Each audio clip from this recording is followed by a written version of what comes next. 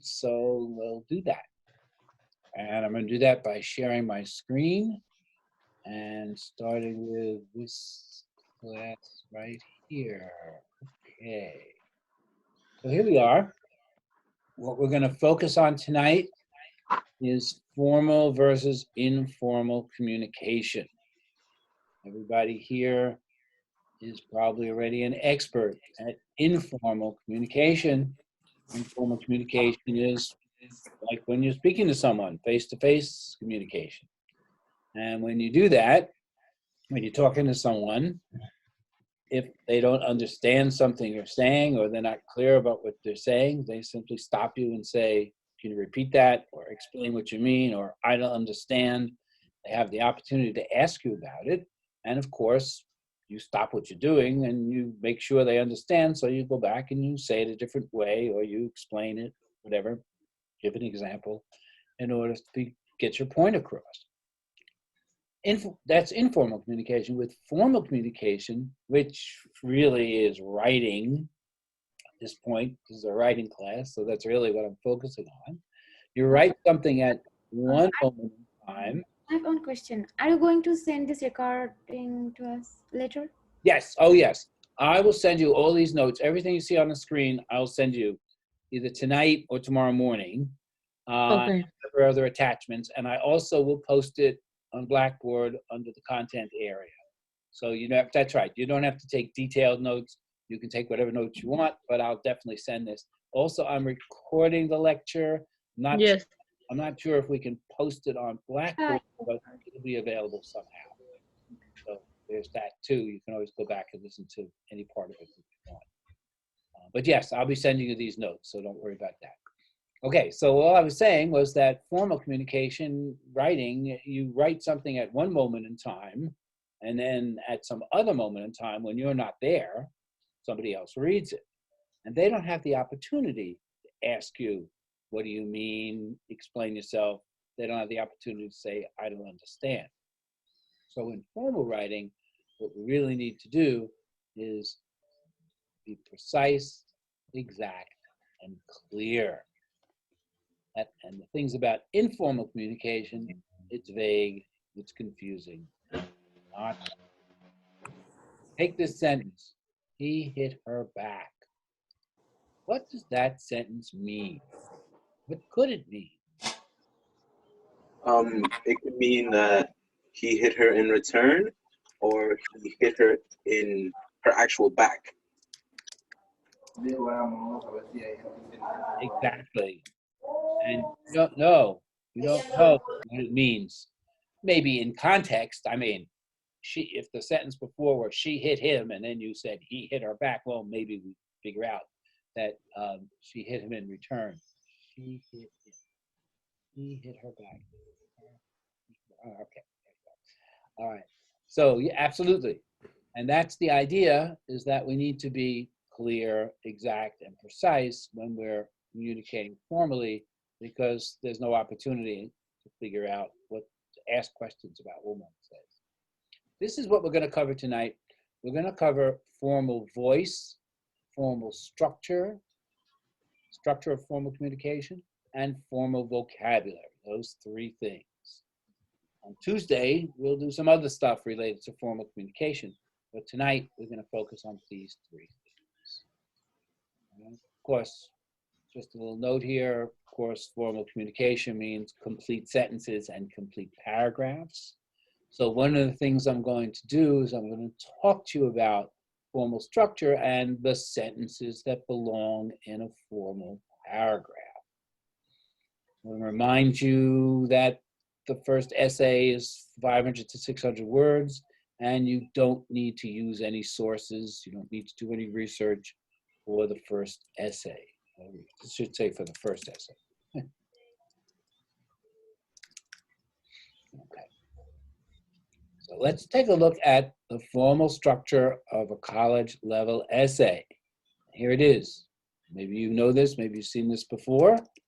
Basically, we're talking about a 5-paragraph essay. Introduction is the first paragraph. You have 3 body paragraphs, and you have the conclusion. That's the overall structure of the essay. what we're going to do is take a look at the sentences that belong in each part of the essay. First, we'll take a look at the sentences that belong in our body paragraph. And of course, the first sentence is what we call the topic sentence. The topic sentence expresses the main idea of whatever that paragraph is about. Each paragraph is about some main idea, and the topic sentence expresses that. Of course, I say this to you that the first sentence should be, in your body paragraph, should be the topic sentence, but really, you can write in many different ways, and you can express that main idea of the paragraph in different ways. And there's no rule that says that the first sentence in a paragraph has to be the topic sentence. The topic sentence could be the last sentence. It could be in the middle of the paragraph. It doesn't even have to be a sentence at all. That main idea could be expressed in different sentences throughout the paragraph. And depending on how good a writer you are, you can use your own way of creating these paragraphs. But if you're a beginning writer and if you want to learn from the beginning how to write in a formal way, you should probably start by making the first sentence in each one of your paragraphs the topic sentence. And the goal of that sentence is to express the main idea of the paragraph. One of the things we do when we do that is you can use what we call emphatic order. Emphatic order is one way to structure your essay so that the reader can clearly understand the flow of the ideas. So your topic sentences can use, whoops, didn't mean to get that extra large. Let's go back to the size that I'm comfortable with it.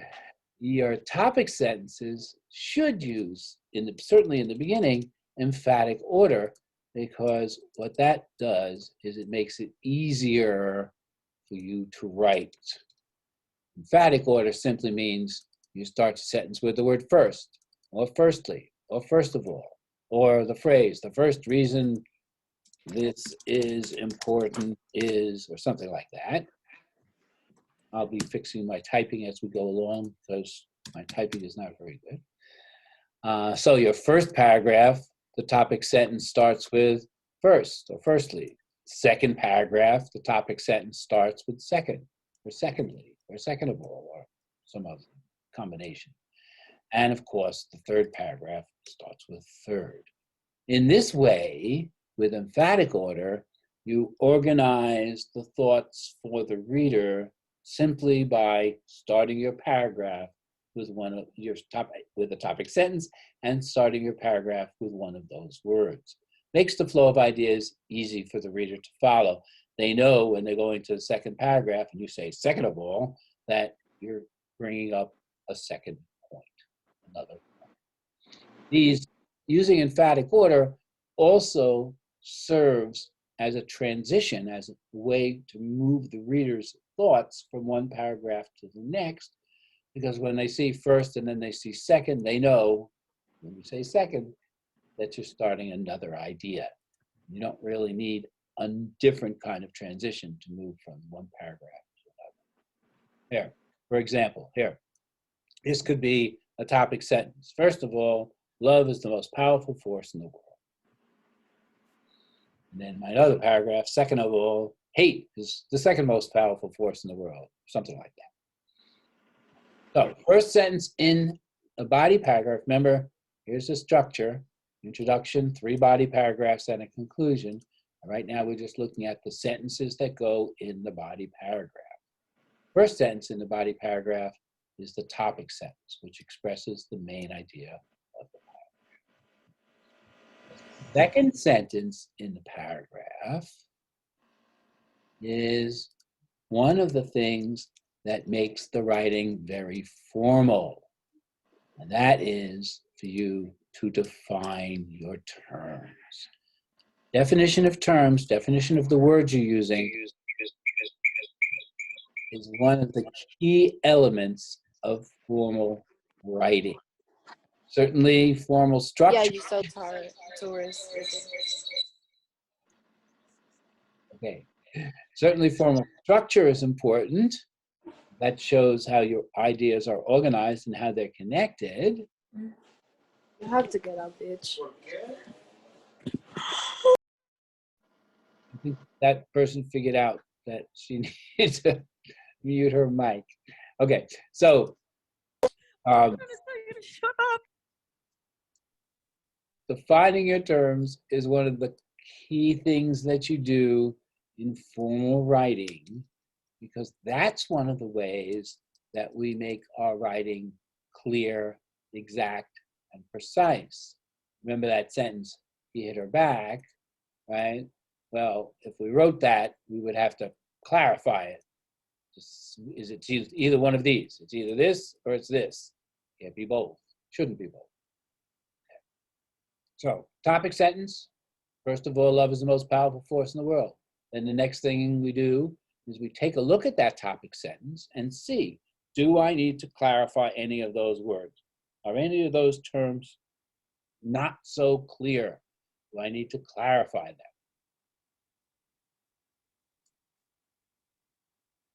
For example, take that word love in there. I thought love was an emotion, but my sentence says that love is a force. So what do I mean? What do I mean love is a force? If it's an emotion, how can it be a force? It doesn't make much sense. All right. So that would be. Also, I say love is the most powerful force. Well, what do I mean? It's the most powerful force. Maybe it's not the best example, but that's the idea of defining your terms. Take a look at the words you used in the sentence and you see if anything needs to be clarified.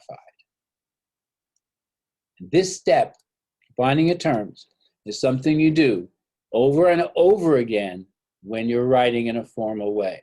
Because each time you write a new sentence, really, you might introduce new ideas, or you might use words in a different way, or in a new way, or in a special way, or in a way that you want them to be understood. And one of the things you might know about English words is that they have many different meanings.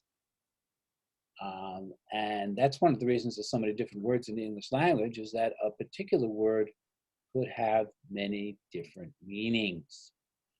One of the things you'll want to do in this class is to work on your vocabulary development.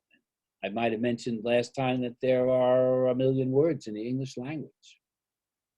And my vocabulary, somebody who's used English for many, many years and read literally thousands of books, maybe my vocabulary is 70,000 words. If you do the math, 70,000 out of 1 million, so I don't know 93% of the words in English. I don't know 93%. So yourself, think about your vocabulary. Average vocabulary of an average adult in America who's gone to school and learned spoken English all their lives, average vocabulary may be 30 or 40,000 words. So one of the things you want to do in your college career is to learn more words. Not only does that enable you to express yourself better, but it also makes your writing more interesting because you can say the same thing in different ways. Okay, so first thing we do, we write a topic sentence in a paragraph, and then we examine it to see if everything is clear. Again, that defining your terms is something you do over and over again. And then you need to do this, because your job as a writer is to decide what's important and then to express what's important. That's the only thing you're doing when you're writing. There's 1 million words out there, and you're choosing, 500 words to write your essay? And maybe it's not even 500 words because you're going to repeat the word and the word it and the word be, whatever. So you have very few words, really, that you're going to use to express your idea. And so what you need to focus on is what's important about those ideas.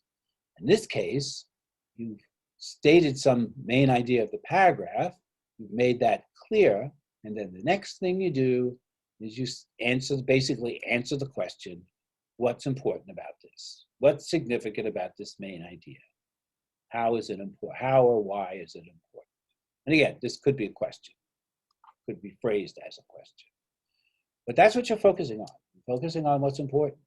And of course, what you do, once you've made that statement of importance, once you said why this main idea is important, why is it important that I think that love is the most important, the most powerful force in the world, I need to clarify or define my terms once again. If I've used terms that could be understood in different ways by different people. One of the things we'll be doing, maybe not so much tonight, but next week, is taking a look at some of those critical thinking terms, and we'll see that there are different definitions of some of these major ideas. And so when you use an idea or you use a concept in your writing, you need to make sure that people understand the way you mean it, the way you mean that idea, the way you mean that concept. So once again, we define the terms. Again, we do this over and over again in formal writing. It's one of the things that makes the writing more formal. Another thing that makes the writing formal is that we provide an example that illustrates, the next thing we do is we provide an example that illustrates the importance of the idea. So you see how it all hangs together. First thing you do is you express an idea. The next thing you do is you say why that's important. And the next thing you do is you give an example that shows the significance of that idea. That's tricky. You need to come up with, either through research, not for the first essay, but for the other essays, through research, which means reading other articles or other documents or other sources to find an example that can help you show the importance of the idea that you're expressing. Or you need to brainstorm yourself to think of a way to, an example that will show how something or why something, how it's important. For the first essay, you won't be using sources, so you'll certainly be coming up with ideas, with examples that you have to determine. Sometimes you need to introduce the example, especially if it comes from a source. So sometimes there's another sentence in here that introduces the example, but these are the basic ones. And then once you've given the example, you need to explain the example. Can't just think that the reader will get it or understand it or know how that example illustrates the importance of the main idea. You need to explain how that happens, because you have a particular point of view, you have a particular perspective, and that's what you're trying to get across to your reader, and they may understand it in a different way. They may think of other things while they see the example. They may focus on some other aspect or some other relationship than the one that you are really reaching for. So you need to explain that connection. Make the connection for the reader.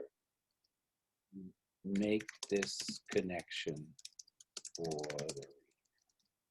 Okay. That's it. Those are the 6 sentences that you absolutely have to have in every body paragraph. Of course, you could always do more. And let me say this, I'm giving you this particular way of putting things together. As I said before, some of you are good writers already. You have your own style, your own way of expressing it. Some of the things you'll be writing about, you've already thought about, you have a good way of presenting it. All of that is good, and you should use that. However, if you're not sure about how to write in a formal fashion and you're not comfortable enough yet to have your own style of putting things together, you can simply follow this kind of pattern that I'm showing for you, and it will work very well. After a while, you get used to the pattern, and then you can play around with it, see what works best for you. But certainly for the first essay, if you haven't done this before, it's a good idea. Try and follow the pattern. So those are the 6 sentences that you have to have in the body paragraph. Remember, the structure is introduction, 3 body paragraphs, and a conclusion. And those are the 3 body paragraphs right there. If you think about that, I put 6 sentences here. Average sentence is 7, 10, 12 words, maybe even more, but certainly that.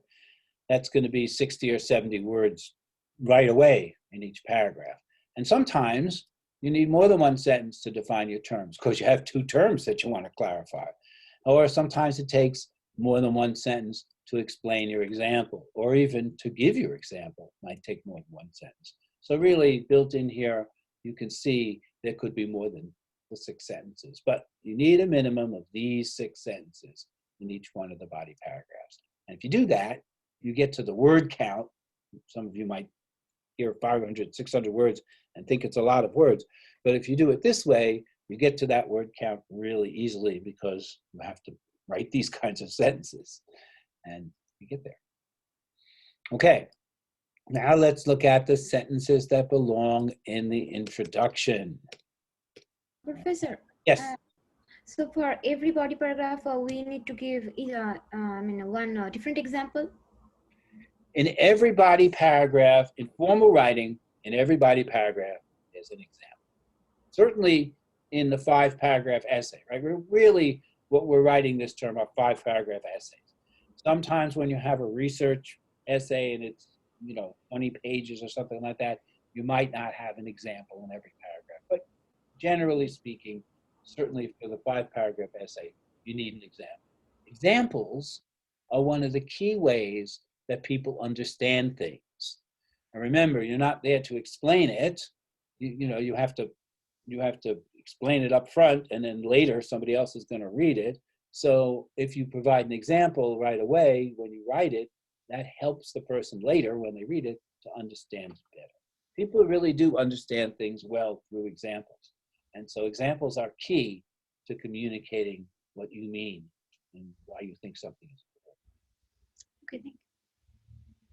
For the first essay, I'm not asking you to do any research or use any sources, so you'll have to actually come up with examples yourself, from your own head. For the other essays, you could get the examples from research. Sometimes that's easier. Okay, so let's take a look at the sentences that belong in the introduction. Introduction is the first paragraph of the essay. Sometimes I advise students not to write the introduction first, but write the introduction last. Hard. Most people don't do that. Most people will write the introduction first. If you do write the introduction first, what you have to make sure is to go back when you're finished and take a look at that introduction and see, oh, did my introduction really introduce the essay that I wound up writing? Because writing is really a process of thinking, and you think things through as you write. And your ideas sometimes change and evolve and sharpen and clarify. And so when you write an introduction first and then go on and write the essay, often the things you say in the essay are not exactly what you thought you might be saying in the introduction. So even if you write the introduction first, that's fine, but just be sure to go back, take a look at the introduction, and make sure that it matches to the essay that you've actually written. Okay, so really the first sentence in your introduction should be the thesis statement. This is just like the first sentence in the paragraph should be the topic sentence. The first sentence in the introduction should be the thesis statement, which expresses the main idea of the essay.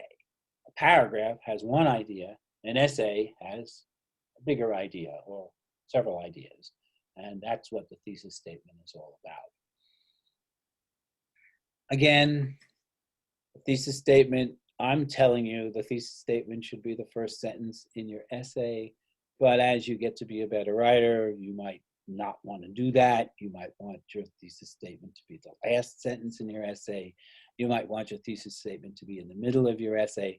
You might want your thesis statement not to be one sentence. You might want it to be broken up into a few sentences so that the main idea of the essay is expressed by a number of sentences. And that's all fine. And if you're already at the stage where you like to do it that way, that's great.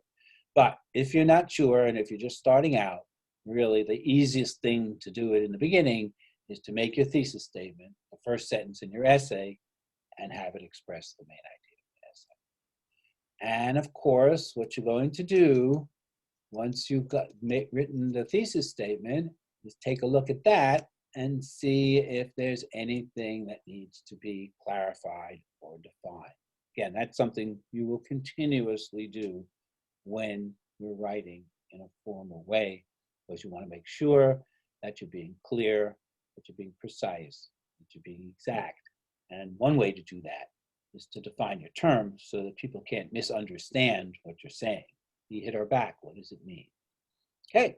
And then once you do that in your introduction, similar to the paragraph, what you do is you make the statement of importance. You're answering the question, what is important about this thesis, right? Whatever your thesis is, whatever your big idea is, why is it important? And sometimes it's to whom.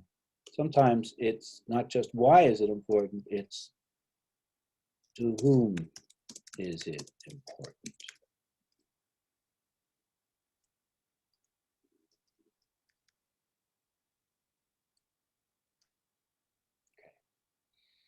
So, thesis statement, main idea, examine it for clarity, make a statement of importance, oops, and take a look at that statement of importance and see whether there are any terms that need to be defined. Again, that's something we do over and over. It's one of the things that makes the writing more formal. Okay. Here's some advice. No examples in the introduction, right? The examples belong in the body, in those body paragraphs, but not in the introduction. And what you do, so you don't need an example, you do need to end your introduction. So you can end your introduction with one of two things. You can give a preview of what comes next in your essay. So, for example, the first essay is going to be about the Declaration of Independence. I'm going to ask you to write about the inalienable rights of life, liberty, and the pursuit of happiness. So I might have said for my thesis statement, something like, the Declaration of Independence is a very important document that sets down the inalienable rights. And then here, from my preview, I might say, the three inalienable rights that are included in the Declaration of Independence are life, liberty, and the pursuit of happiness, period. So that's the kind of thing you can do. Or what you can do is end your introduction with a paraphrase of your thesis statement. We'll talk more about paraphrasing next time, but basically paraphrasing is saying the same thing that you said before, just using different words. That's one of the reasons that having many different words in your vocabulary is useful, because you can say the same thing using different words more readily, more easily that way. And let me say something about that. You should use the dictionary and you should use the thesaurus in this class as tools for writing. I will never, ever, ever penalize anybody in any way for using a new word incorrectly or in the wrong way. I definitely encourage you to increase your vocabulary, so try using words that you find in the thesaurus or in the dictionary that you're not familiar with, and see if they fit in with the way you're expressing yourself. I'll simply, if I find that there's something off about how you're using a particular word or phrase, I'll just give you that advice. Try to do that in your first draft, not in your second draft, but I'll just give you advice about it, clarify it, give you assistance with that. It's an important thing to do to improve your vocabulary, to increase your vocabulary, because that allows you to express yourself differently and say the same thing in different ways. You don't want your writing to be boring. And one of the ways writing is boring is when you repeat the same words over and over again to reinforce an idea. If you use the same words over and over again, then the reader keeps reading the same words, they start losing interest in what you're writing, because quite rightly, they're reading the same words over again. So they think they already know what you're going to say. And that's not what you want to do. You want to keep your writers interested. So if you have to repeat yourself, or if you have to reinforce an idea, you want to be able to do it so that the reader pays attention to it and respects it and acknowledges and thinks about it, and doesn't just dismiss it as something you've already said.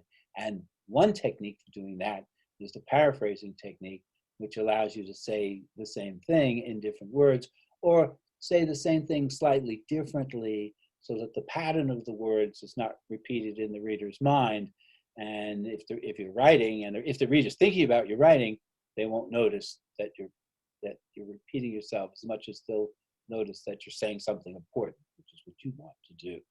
Your job to express something that's important. Okay, so here are the sentences that go in the introduction. Really, there's only 6 of them here. This is not really a sentence. Okay, I'll just sort of knock that out. Okay. Once again, you may be a better writer than this. You may be able to write your introduction in another way, and that's fine. It's not like I'll grade you. Did you do this? Did you do that? This whole structure is here because students often need some advice about how to write their introduction. And here's a good way to do it that will cover all the bases for formal writing. It's logical, and it presents the ideas in a significant way. Okay, so we looked at, here's the formal structure. We looked at the introduction. We looked at the body paragraphs. Now let's take a look at the sentences that go in the conclusion. There they are.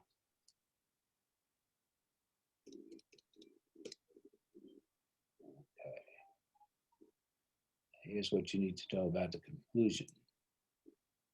Look at this. Paraphrase, paraphrase, paraphrase, So when I was talking about that paraphrase technique, it's really important. This is what you do in the conclusion. First of all, no examples in the conclusion. Nothing new in the conclusion. Those are absolutely important. The examples, just like there's no examples in the introduction, the examples belong in the body of the paper. And you don't put anything new in the conclusion because the conclusion is really like a summary or bringing together of all the ideas that you expressed in the paper itself, in the essay itself. And so you shouldn't be bringing in anything new. If it were important, you should have had it in the essay. And when you're writing your conclusion, if you come up with some idea that you think is important, go back and put it in your essay. Sure. Okay, but really, these are the sentences that belong in your conclusion. First of all, there's that all-important thesis statement, which expresses the main idea of the whole essay, and you worded it in a certain way as the first sentence in your essay. So now you need to say that same idea in a different way. We'll look at the paraphrasing technique. Next week, we'll take a hard look at the paraphrasing techniques and the different ways to do paraphrasing. I'm not going to send you into the essay without showing you those different skills. But here today, I'm really showing you the structure so you can get an idea of what it's all about. Okay, so you paraphrase your thesis statement and you take a look at the topic sentence from the first body paragraph. The topic sentence from the first body paragraph expressed the main idea of that body paragraph. So what you do is you paraphrase it. You don't want to repeat it exactly because once again, the reader won't respect that. They'll think you're just repeating yourself, which you are in a way, but when you repeat it in different words, you make the reader think about it. And that's your goal, to have the reader thinking and interested and respecting your writing. Okay, paraphrase your thesis statement, paraphrase the first body paragraph sentence, paraphrase the second body paragraph sentence, paraphrase the third body paragraph sentence. Be good if I spell paragraph correctly. Okay, I got it. All right, so the conclusion is really the easiest thing to write because you've already written these sentences. You wrote the thesis statement already, you wrote the topic sentences already, now you're just rewriting them in a different way. So it makes the conclusion very easy to write, at least from the standpoint of what to say. You do have to create the paraphrase, so there's that. Okay, so let's just look at that again here, and I'm giving you these notes, remember, so you'll have all this detail. All right, I just did, this is the same thing as I just showed you. I just putting it in an outline form. Okay, here's the introduction with the thesis. You can actually follow this outline to write your essays. If you're not sure about writing the essay or you want to make sure you're writing it in a formal way, you can just follow the outline this way. Make your thesis statement, define your terms, make your statement of importance, define your terms, and then in the introduction, you paraphrase your thesis statement. Here's a website that I'm giving you right away if you want to learn more about paraphrasing techniques. I will go over that next week, but just figured I'd give you that resource there. And again, we just did this. I'm just reviewing. Here's the first body paragraph, topic sentence, define your terms, statement of importance, define your terms, give an example, explain the example, and sometimes you do need a transition to the next paragraph. Of course, if you're using that emphatic order, you don't have to do that all the time because it's built in. As soon as they see that word second or secondly or second of all, they know you're moving on. So that serves as the transition. And this just repeats. Second body paragraph, same. Third body paragraph, same. And then the conclusion, which we just looked at. Excuse me. So there you go. We're looking at 3 things today. We're looking at formal voice, formal structure, and formal vocabulary. That's formal structure. That's the structure of formal essays. Again, I'll send you these notes so you can have them to work from when you go to write your first essay. Let's take a look at voice. Formal writing is all about the truth. You're expressing facts. Formal writing is not about opinion. Of course, once you become an expert in your field, then you can have opinions that are formal. But as a college student, you are not the expert in the field. You'll study other people who are experts in the field, you'll quote them. But in your case, you're expressing facts and truth. And the way we express the truth is through the third person. Third person is the voice of fact, not opinion. Third person is the voice of objectivity, not subjectivity. So, for example, the sentence, I think it's raining outside, first person, what does that tell you? Tells you what I think. You don't know whether it's raining outside or not. If you were going to make a plan and you heard me say, I think it's raining, you go over to the door and open up and check to see if it's actually raining.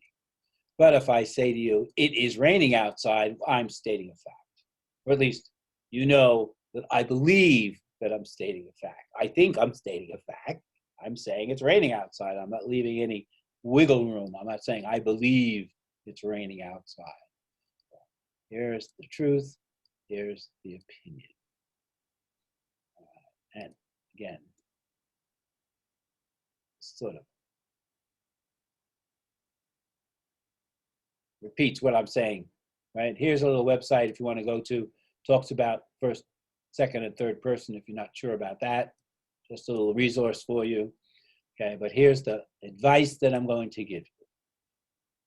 I want you to write in a formal, with the formal structure that we just went over with your essays, and you must write exclusively in the third person.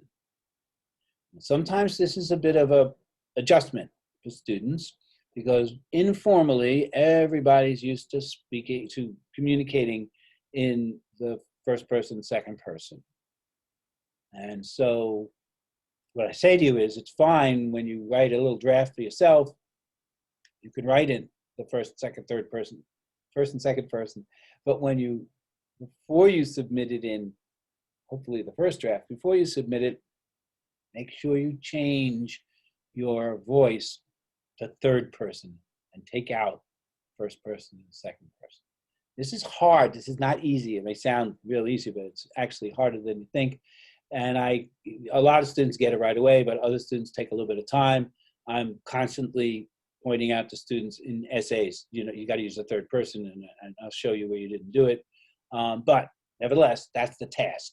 You want to write in the third person. Here's what I'm saying again. I know it repeats it.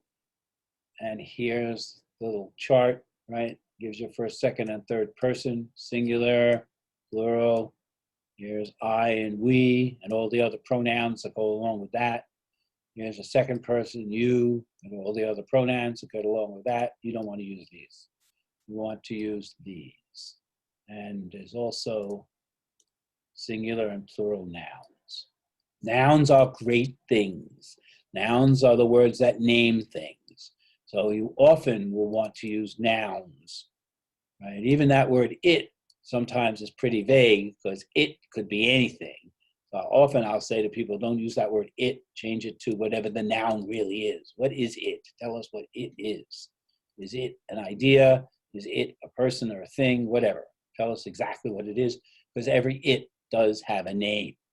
And the idea in formal writing, when you name things and when you're clear about things, that's one of the things that makes your writing precise and exact. So that's a goal.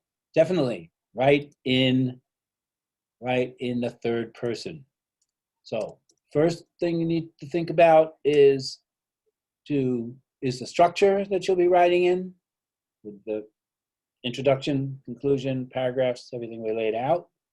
And the second thing you need to adjust to is using the third person. Really important adjustment to make. Let me just stop there for 1 minute and ask if anybody's got any questions about what we're doing here. Any issues? Anything they want to say? We don't need to say anything. I'm just asking. Okay. All right. So now let's go to the third piece, which is all about, this is just somewhere, I guess I could show you. Let me just show you these two little examples before I go there. Here's a sentence. I am sure that nursing is a fine career. We have some nurses out there. And that's really a statement of opinion. It says, I am sure. It's subjective. Here's the same sentence in third person. Everyone is sure that nursing is a fine career. That's a statement of fact. That's objective. Or anyone is sure, nurses are sure, or doctors are sure, or people are sure. Any of these are third person. They're statements of fact and are objective. So if had you written this sentence in your essay, because it just came out when you were writing a draft, that's fine. When you look at it, when you proofread it, when you go over it, you would want to change it to this sentence. For example, it's not a difficult change to go from first to second person to third person. It's just a very necessary change. Right, so write exclusively. Okay, so now we're going to take a look at formal vocabulary. There's a lot of things. I was going to share a different screen. There's a lot of things about formal vocabulary that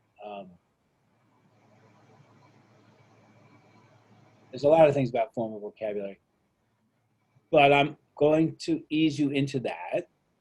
Remember, there's a lot of words in the English language. So in the beginning, I'm just going to give you a couple of words that you can't use at all, and a couple of words that you should use less frequently. And then Tuesday, I'll give you a few more tips about how to write more formally and words to use and not use. And then as we go through the term, I'll expand that. But really, the idea is for you to get the idea, and you will then realize that you need to be more clear, more exact, and more precise when you write. So here's our first word. Everybody, write a sentence in your head with the word get.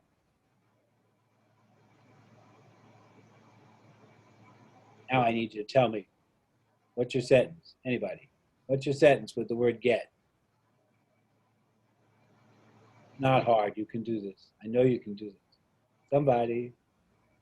I don't want to call on people. I don't want to say, Jeffrey, give me a sentence with the word get. I want to get some coffee. I want to get some coffee. So now don't answer this one. Everybody else should answer this one. What does the word get mean in his sentence? I want to get some coffee. Does it mean he wants to buy? Right. It could mean he wants to buy some coffee. He wants to purchase some coffee. It could mean he wants to steal some coffee, right? Who knows what the word get means, Okay. right? And so, and that's the idea. This is an all-purpose word. These are all-purpose words. We use them informally all the time because they're easy and because they make sense and because everybody understands what we mean. When you say you want to get some coffee, everybody knows you meant that you want to make yourself, you want to have a cup of coffee in front of you and drink it. However you obtained it, right? Whether you stole it or borrowed it or purchased it or whatever you did. But for formal writing, you want to say exactly what you mean. I want to buy it. I want to go into the other room and pour myself a cup of coffee. I want to steal the coffee that my friend is drinking and drink it for myself. Whatever it is. Who's got a different sentence with the word get? I'm not calling on people. Me, Go ahead. Get. get me some food. Get Like me. get, Sure, get me food, which is really the same sentence as I want to get a cup of coffee, right? yeah, but some food. I mean, instead of using that, you could say, can you please give me some food? Because Okay. get It sounds very rude. Yes, well, okay, that's the idea. Sure, get me some food. That's a pretty basic informal sentence. You wouldn't want to be writing that in your essay anyway. And the idea is to adjust that word. It's like, can I use like I'm getting older day by day, like this. Sure, instead of getting older, you're becoming older or you're growing older, right? I want to get a house. I want to get a house. I want to build a house. I want to purchase a house. I want to buy a house. I want to acquire a house. I want to steal a house. What is it get, right? Okay, so, but the point is, for formal writing, you want to be more clear than the all-purpose word get. Get is a wonderful word. It means so many different things. It's easy to use. But with the formal writing, we want to be more clear about what we're saying. Because if you're talking about important things, you want people to understand exactly what you're saying, not have some general idea about what it is. You want them to be able to think critically about it. And the only way they can think critically about it is if you're being precise, exact, clear. So in my sense, do you get it? What does get mean in my sense? Do you get it? Understand? That's right. That's right. And that's all. So the first word I'm saying to you to take out of your formal writing, there's nothing wrong with the word informal. Take out of your formal writing is the word get, and use a word that actually describes what it is you mean by the word get. And here, the words that are on the screen, you know all these words. It's not that you don't know the words. It's that everybody's used to the informal communication, so they'll use the word get and they won't think about it. But I'm asking you to think about it. And again, when you write your first draft, you can use that word get at home. But before you hand it in, you should review it, just like with the third person. Review it to see, did I use the word get? Maybe I can use a better word than that. Maybe I can use a word that expresses more clearly what I mean. And once again, this is a little tricky because sometimes, you don't remember to make that kind of change. Some of the students get this immediately, and for some students, I'm still correcting words like this in the second or third or fourth essay. So rather, let you should be the one who gets it right away, who's able to make the adjustment right away and get that word out of your formal vocabulary and don't let it show up in your writing. Here's another one. Like when people speak, like every third word like comes out of their mouth like is the word like that. So try to keep that word like out of your writing. You can use it to mean this, to mean preference, right? That's the formal definition of the word like, preference. But don't use like to mean such as, or for example. We'll talk more about those another time. A man went to the store to buy fruit. Don't write, a man went to the store to buy fruit like apples, pears, and oranges. Rather write, a man went to the store to buy fruit, for example, apples, pears, and oranges. That's all. Same thing with this idea. You don't want one like that. You want one similar to that. You want one that resembles that, or that is comparable to that. So just reserve that use of like for the concept of preference. Don't use it for these other myriad of uses, which you can do informally all you want, but when you're writing formally, that's when you want to make that adjustment. Those are the two first ones that are killers. Here's the third one. Little word so. There's nothing wrong with the word so. It's a fine word. However, there are so many other words we can use instead of the word so that are more formal. We should stay away from that. Don't use so to mean therefore.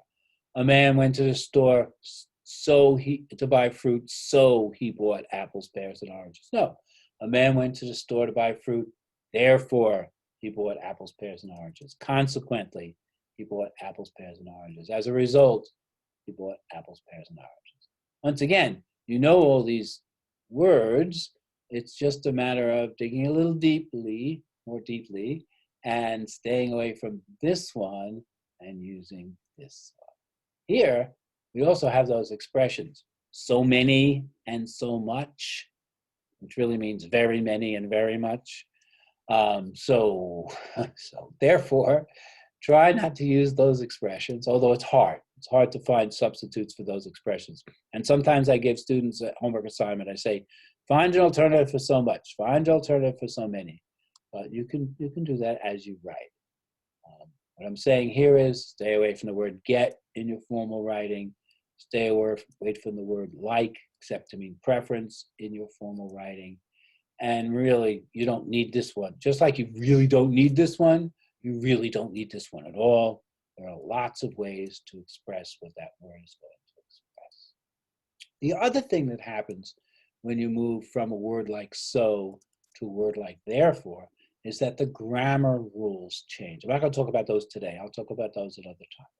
But I'll just say the grammar construction for the word so is different than the grammar construction for all these words here. For these words, the grammar is a little bit more complicated, a little bit more sophisticated. And here, for the word so, the grammar is a little simpler. And for that reason, when you move away from the word so to one of these words meaning the same thing, your sentence structure is a little bit more complex, and your writing is a little bit more, a little higher level. And once again, what you're doing when you're writing is you're writing so that when somebody reads it, they pay attention to it, they respect it, they understand it. And one of the ways you get respect in your writing is by not repeating yourself, right? By paraphrasing and other things and using examples to explain. But another way that you get respect by your writing is the structure of your sentences themselves. And when your sentences are more complex, when the structure of your sentence is more complex, then the reader rises to that complex level in the thoughts in his or her own thoughts. And that's what you want. You want the reader to think seriously about what it is you're writing and respect what you're writing and give your writing credence. And that's what you're reaching for in general. On a practical level, in college, teachers grade your papers. And if you write in a more formal, complex way, they think for some reason that you can think with more complexity and your thoughts are better organized. And so when you use words like these instead of words like these, the teachers respect your writing more and give your writing more credence, and therefore think more highly of you as well. So for various practical reasons, communication reasons and success reasons, it's important to move from these sort of all-purpose, informal, general words to the more specific, more clear, and more exact formal words. Now, there's not that many. I give you a few at the beginning, and then we move on to a few more. Here's another one. This is really the second word that English language speakers learn certainly when they're children and they're learning English. You know, you learn me and then you learn me too. You know, your brother gets a cookie and you want one too, so yeah, maybe it's me too. So never really ever use this word in formal writing. And I know there's those expressions, too many and too much, which express the idea of overabundance. And so it's difficult sometimes not to use too many and too much, because just like so many and so much, they're hard to replace. But those, even if I let you slide with so many or so much, I will not let you slide with too many or too much. You need to use these other concepts, these other words to express yourself. And once again, here is where the thesaurus I mentioned before, the thesaurus, their online thesaurus, which gives you synonyms, words that have the same meaning, and antonyms, words that have opposite meanings, and dictionaries. Those are really good tools for finding other words and for, you know, finding words that you might not know about, or even finding words that you do know about that you can't recall at the moment, and using those words in your writing. So you should get used to doing that. I do that all the time. And I know a lot of words, but I'm often using the thesaurus to help me figure out how can I say this differently, or how to express myself more clearly. Whatever word I have is just not quite doing it for me. I think I can do better.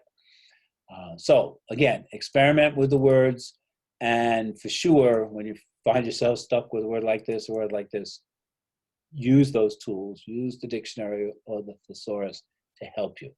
And I'll repeat, I never penalize anybody for using a word incorrectly, especially a new word. I just will help you to use it better, or give you another word to use in its place. This is the last one. There's only 5 of these. It's not really a word, it's an expression. A lot of students use this expression a lot of times to say a lot of things. And there are a lot of things you can say instead of saying a lot of. So try to stay away from that phrase, a lot of, and use some of these other words. And there's many, many ways of saying a lot of. I just put a few of them here. But certainly stay away from that phrase. So there you have 5, I'm calling them words, 5 informal ways of expressing yourself that definitely should not be in any of your essays. The next few words, not many of them, are words that you should use less frequently. Don't overuse them. All right? Use them as little as possible. And it starts with the word and. And is our primary word for putting things together. You need to use the word and. You can't get around using the word and. It's fine. Jack and Jill went up the hill. The man went to the store to buy fruit, apples, pears, and oranges. You have to use the word and. So the idea is don't overuse it. I mean, yeah, you have the word and, you have the word also, you have the word as well, right? There's 3 of them like that.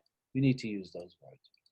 However, we have lots of other words that are more formal that you can use instead of using and, especially at the beginning of a sentence.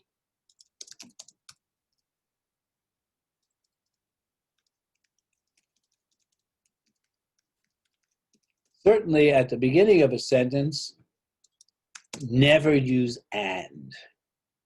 Use words such as these. Once again, just like with the word so, when you start a sentence with and, rather than starting a sentence with in addition, or besides, or moreover simply means and, or additionally, or furthermore, a big one, right? When you start a sentence with one of those, your sentence is more sophisticated and more complex, and will get more respect. Professor?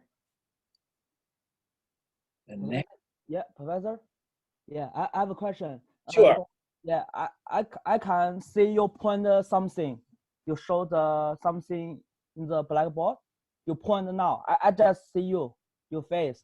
know the All right, computer. you can't see the do's and don'ts? Yeah, I don't know. Everybody can see. I'll go back and do it again. There we go. Yeah. I can see. Thank you, Professor. Everybody else can see it? Nobody else complained. All right. So these are the words get, and I'll send you these. I'm going to send you these notes. So for sure, I'll send them to you either tonight or tomorrow morning because I'm getting tired for tonight. But here, get, like, so, to, a lot of. Those are the ones to avoid completely. And then down here, these are the ones to use less, right? Less frequency. Use them as little as possible. Yeah. And the first one is and the second one is but. And is our chief word for putting ideas together. But is a chief word for making an exception. Yes. So try not to overuse the word but. Here are many alternatives for the word but. And again, don't use but at the beginning of a sentence for sure. You have all these other words. Yet, this is a fine word. It's only 3 letters, but it's a fine word to use. Because it's 3 letters doesn't mean anything. This is the one to stay away from. I tell students, use that word but once in the essay. And in that case, but means only or merely, or solely. I got it. Nope. I'm gonna fix all that.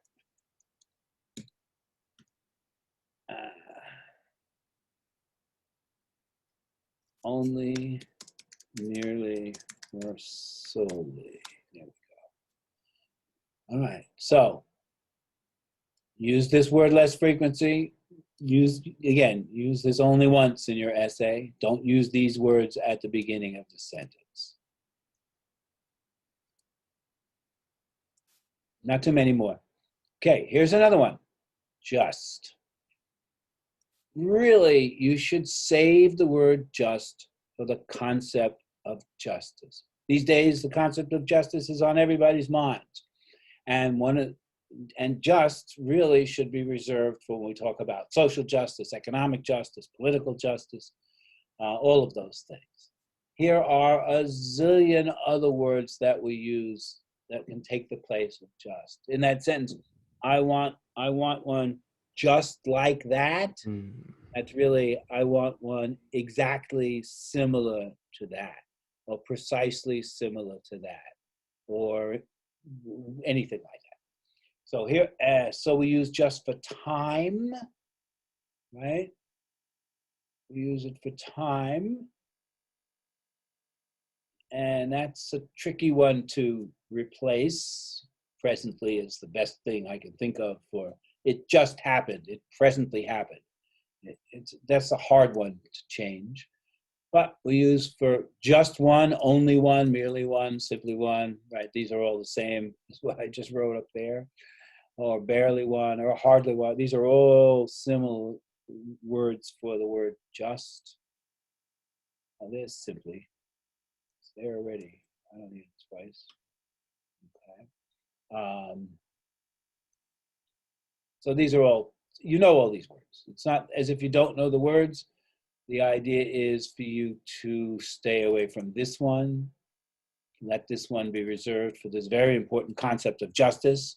And save that word, use all these other words, or any other word that you can use instead of using the word just.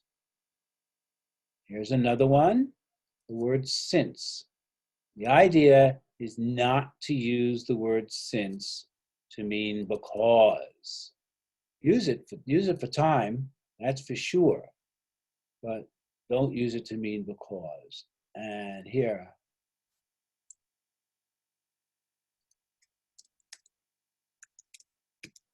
don't use because at the beginning of a sentence either. So when I say to you, don't use since, I'm really doing 2 things at once. I'm saying Don't use since to mean because, and don't use because at the beginning of a sentence. There's two adjustments there. We often use since to mean because. Since it was raining, I'm carrying an umbrella, right? We use it like that.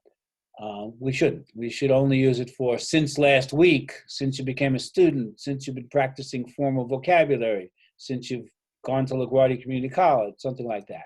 Use since for time. Don't use it to mean because. And don't use that because at the beginning of a sentence. Don't say, since it's raining, I'm carrying an umbrella. Don't write because it's raining, I'm carrying an umbrella.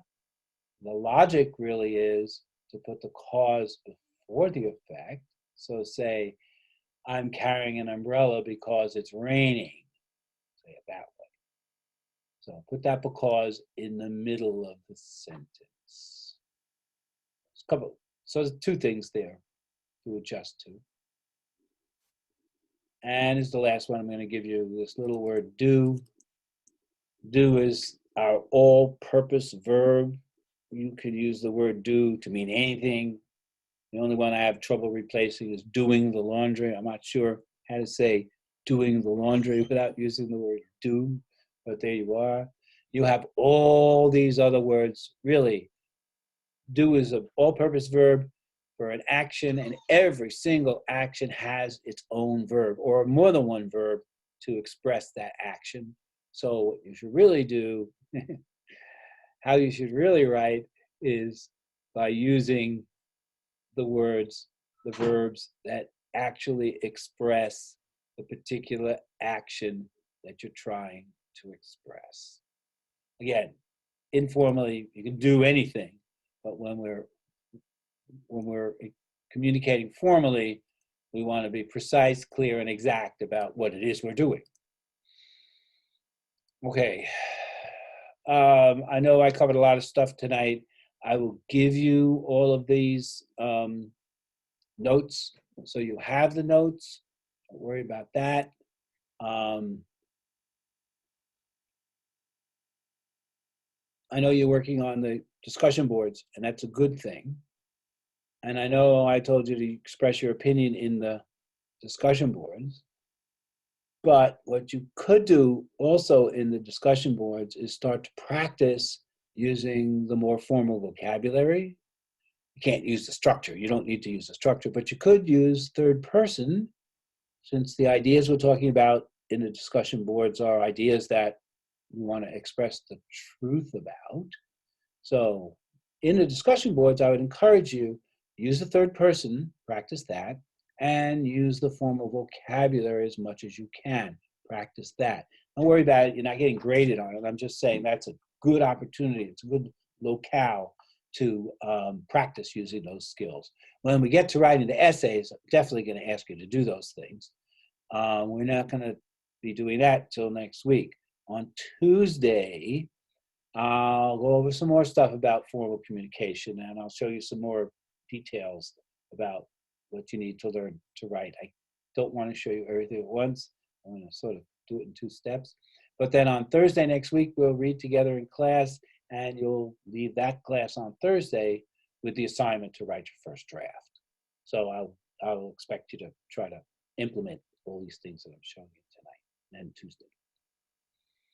Okay, questions? Concerns? Issues? Attendance? Can you please repeat again? I mean, about the draft. When is that due? We're going to read the Declaration of Independence together next Thursday, and the draft is due the following Tuesday. And that's what's on the curriculum, so you can see the calendar there as well. And all that stuff is posted on Blackboard. I'm sure you've been there on Blackboard. We're using the discussion boards and the announcements, and also the content area. I showed you all that stuff last time. And I will send you these notes and the do's and don'ts list. I'll send to you. I'll also send you an invitation to the Zoom class for Tuesday. I just want to remind you that for attendance, attending the Zoom class counts, participating in the discussion board counts, and of course, doing the essays counts. So there's lots of ways to get credit for attending. Okay. Any other questions, anybody? Did I do too much? Did I do too little? Did I go too fast? Nobody wants to say anything. No. So It was great. It was perfect. Okay, okay, good. we have to start our first draft till next Thursday. After next Thursday's class, yes, and it'll be pretty clear what you need to write about. I make the first essay very structured and very clear. There's not a lot, not too much choice. And when you get to the second essay, you have more choice. Okay. Okay? Okay. What is our homework for next Tuesday? Say that again. Our homework for next Tuesday? The only homework you have is to participate in a discussion board. There's one for this week, and then there's another one for next week. So, you could do that one on Monday. That's okay. Okay. I'm going to Did jump. you put that? Say it again. You're gonna put that one up today. There's one discussion board for this week already. Yeah, The that next- one. I won't put the one for the next week up today. I want everybody to do the first one. I'll put the other one up on Friday. Okay. Okay. Yeah, that's perfect, Professor. Okay. Thank you. Okay, sure. All right, everybody. If you don't have any other questions, that's good. I'm just looking at the chat room. I forgot to look in there and see if anybody had anything for me, but it doesn't look like it looks like people are going to get together. That's a really good idea, by the way. The best students in the best schools use study groups to help them. And so if you can get together with other students and help each other study for things, that's really a good thing to do. Some of my students in some of my other classes are using the WhatsApp ad. What's it? You must know what I'm talking about. So go ahead and do that. All right. I'm ending the class. No more questions? No, thank you. Have a good night. Okay, have a good night. Have a good Thank you weekend. so much. Thanks, Have a good Thank you, night. Professor. Bye. Thank you. Have a great weekend. Okay, see you Tuesday. Bye. Bye, Professor. Bye, Professor. I'll just hang around if anybody has any last question. Professor, I have a question. Yes. Yeah, today I'm coming here about 5:50, so I'm late. So yeah. Late doesn't matter. Okay, no problem. Thank you, Professor. I will send you the notes, so you'll see the notes. Uh-huh. And if you have any questions about them, you can always ask me. Anybody can always call me or text me or email me at any time, and I'll get back to you. Okay, thank you, Professor. Have a good day. So how are you taking attendance today? If you were here in the Zoom class, I counted you as 10. Okay. Sounds good. Okay. Professor, can we start a sentence with the word because? I would prefer not. I would prefer you put that word because in the middle of the sentence. So flip the sentence around. Just turn the sentence around. Okay. Stay safe out there. Yes, everybody. Very good advice. Okay. Good night. Good night. Okay, good night, Professor. Thank you. Good Thank night. you. Okay. Have a Good good night. Bye-bye. Okay, I'm ending for all.